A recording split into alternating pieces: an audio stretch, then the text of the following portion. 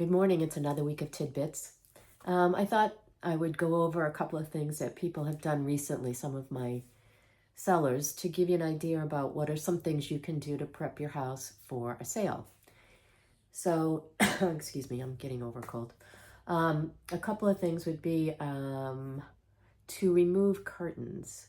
That's a big one. A lot of curtains can make a room darker. It kind of blocks a lot of the window and a lot of the light. So showing a house without curtains is something that makes everything pop in the room. It makes the room brighter. The photographs come out better. It doesn't distract your eye when you're looking at the picture of the room. And so often I will ask sellers to take their curtains down so that the house shows better. Another thing would be somebody was painting their outdoor shower. So it had the stain over the years, had worn away. So they're painting their outdoor shower in their shed so that it just gave it that bright pop and made it look like refreshed. And that was great. The other thing you have to do when you go to sell is make sure you get your Title V done. The inspection is something that's required in the state of Massachusetts. So that's the first thing I tell people to do is have that inspected. And then if there are any repairs that need to be done, that can be completed before the house goes on the market.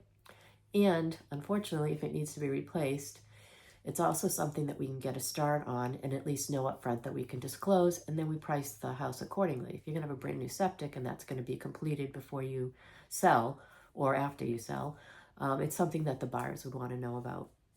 So that's important as well. What are some other things they can do? Obviously, a deep clean, as much as and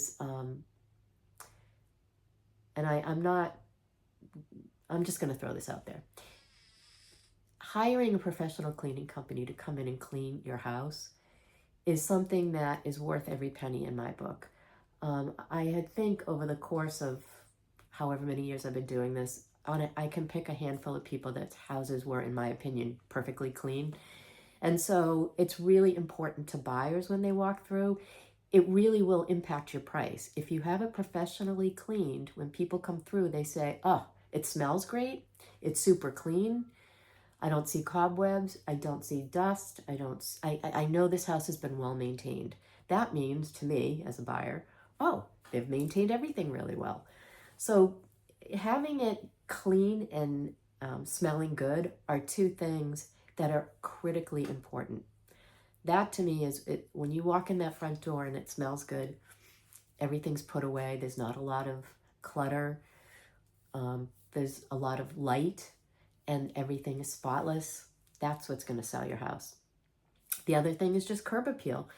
Cutting the grass, putting out some fresh flowers, having pots on your front steps that have colorful flowers blooming in them, trimming your shrubs, things like that, that when people drive by, they're going to say, oh, that house has been well maintained. And that's key for getting your top dollar. If it's not well maintained, people believe that nothing else has been maintained. And so that's where we start to get into some issues with pricing.